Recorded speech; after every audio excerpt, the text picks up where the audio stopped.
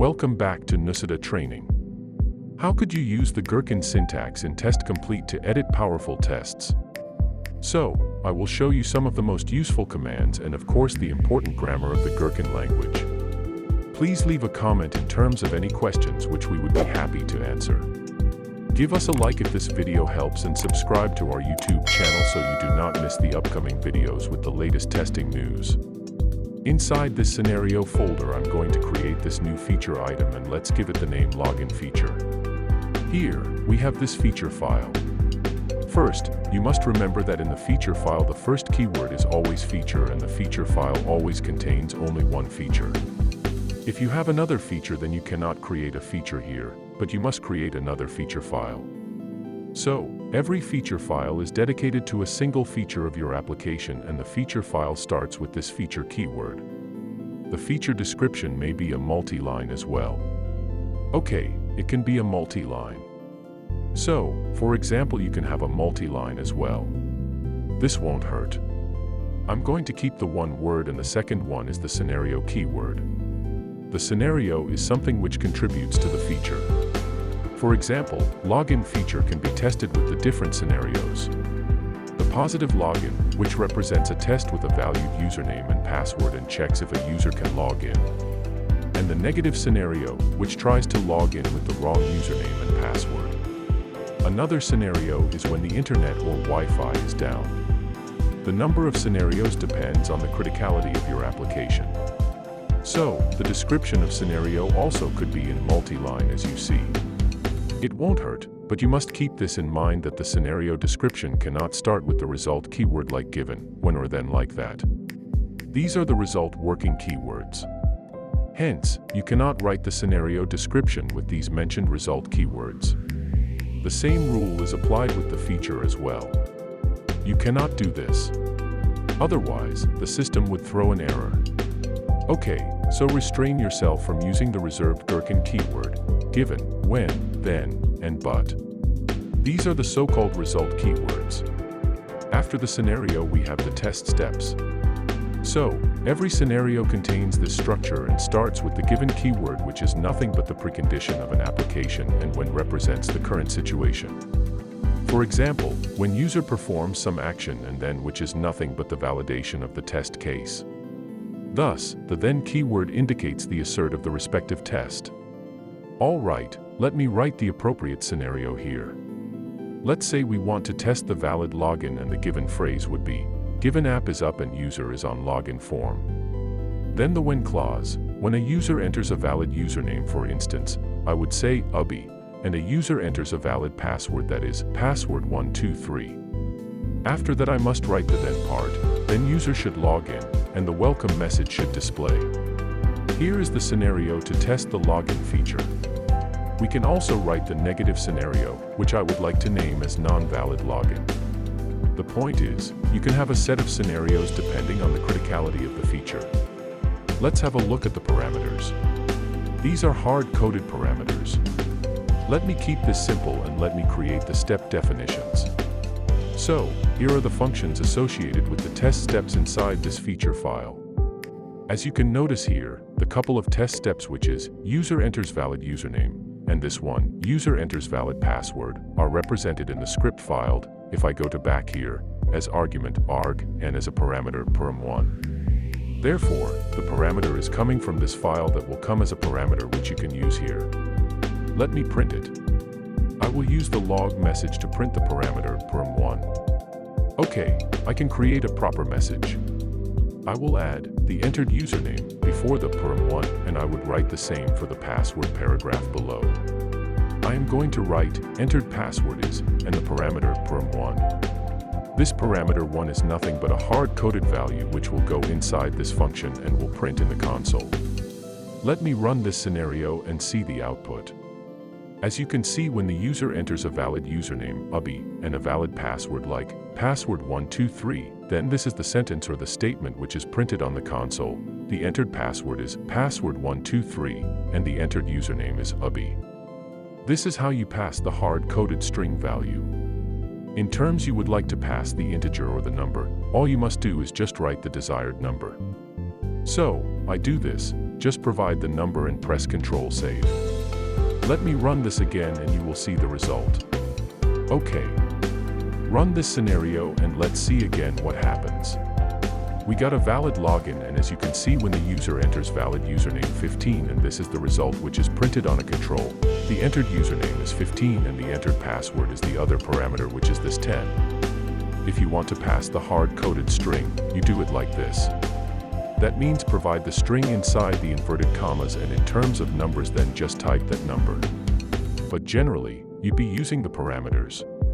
That means the value that is coming from the external table. Therefore, you do not want to use hard-coded values but variables. This helps to make your tests more flexible and increase the respective test coverage. Let's take an example to run this login feature with a data set. So, how can we do that? Okay, so let's keep this to the default. Again, these are the hard-coded values, that is username and password. Now, I want to test this scenario using a data set. To do that, I have to use the keyword examples followed by a colon. Here I'm going to name the parameters like the naming of the hard-coded values. Here, I use username and password. Now, examples is one keyword, and we also need another keyword, outline, after the scenario keyword. As you see, the error is gone. So keep in mind, we need these couple of keywords, examples and outline. Now, this is the hard-coded value that we are passing to the function associated with this test step. To tell our editor that we want this data to be taken from this table, then we must surround the username and the password with angular brackets. Thus, if you surround these values with the angular brackets, then the Gherkin editor will understand that now it must look for the data from this table instead of passing any hard-coded values. So now let's run this data-driven scenario. For example, the first data row contains the parameter content, Abhi and Patel. We have 2 rows now. Hence, we would have a login test with 2 users. As we are providing the username and the password with the angular brackets, and the username as well as the password corresponds to this couple of columns where BDD will take the data as this row. And this row will provide here. Well, let me run this scenario and we'll see what happens. Here, for example, the string Abhi is entered as username and here Patel is entered as password. So, as you can see, the data is taken from this row. Okay, so to perform the data-driven testing, there are 3 steps that you need to remember after the scenario keyword. There is the outline keyword. Second, create this table with the keyword examples, and the third point is the creation of the columns which correspond to the data that you want to provide from the rows of this table. So, do not worry guys, this is not a training video about data-driven testing. Here, I just want to make you familiar with the Gherkin syntax. If you come across something like this, then just look at it. You should know that this is a data-driven test and the primary test data is coming from these rows here. And one more thing concerning the numbers. If these are the numbers, let's say if these are the numbers 1 and let's say 5, this would be 0.3, and this one let me change to -85. Okay, save. Now if these are the numbers, then just remove these inverted commas. So now that means our editor in the Gherkin language would interpret it as numbers. Let me run this and see what we get. It passed and the entered username is 1, the password is 5, and in the second test the username is 0.3 and the password is -85. Okay, so to provide the string data, make sure you add inverted comma around these angular brackets, and to take the numbers as a data, just keep as it is. One more thing, before we start the actual automation. One last thing you need to remember, or you need to be familiar, is the long string data type. Okay, let's say you have a scenario.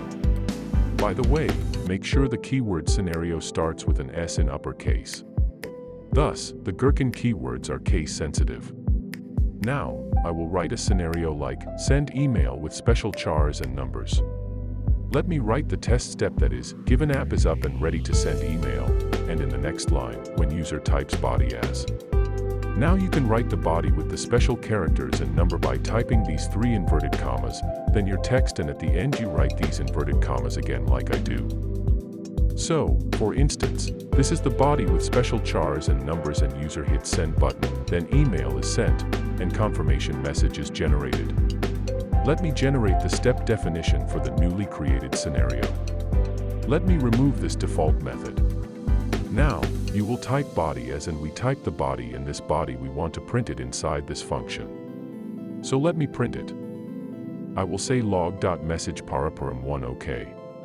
Also let me run this scenario and you will notice that console will print this message which consists of special characters and numbers. Okay, this method seems not to be implemented. Let me make sure that we do not have it. There is a type mismatch. I am going to fix it. Yeah, let's run this again now, and this time it will run. Now it will pass. As you can see, when user writes body as, and the body is printed on a console with special characters and numbers. This is the most important information about the Gherkin syntax. Let me summarize it. Every feature file starts with the feature keyword, and every feature file has only one feature. The description of a feature can be multi-lined, but it should not start with a reserved Gherkin keyword. Same goes with the scenario and after scenario. We have test steps, and in order to perform data-driven tests you have to add the outline keyword after the scenario and examples keyword with the data table from which the data would be extracted and put inside the test steps, which ultimately pass to the methods that will automate the mentioned test steps. If you are passing the data as a string, please make sure you surround it with inverted commas. If the data is coming from the table below, then the respective parameters must be inside these angular brackets, and the long string should be wrapped by 3 inverted commas, and you can write the whole body between these 3 inverted commas. Okay, so that's it inside the Gherkin syntax, and from the next video I will demonstrate the actual automation that is defined in this step definition of the script file. Thus, I answered the question how to automate the application, or how to write the script which automates this Gherkin file or the feature file.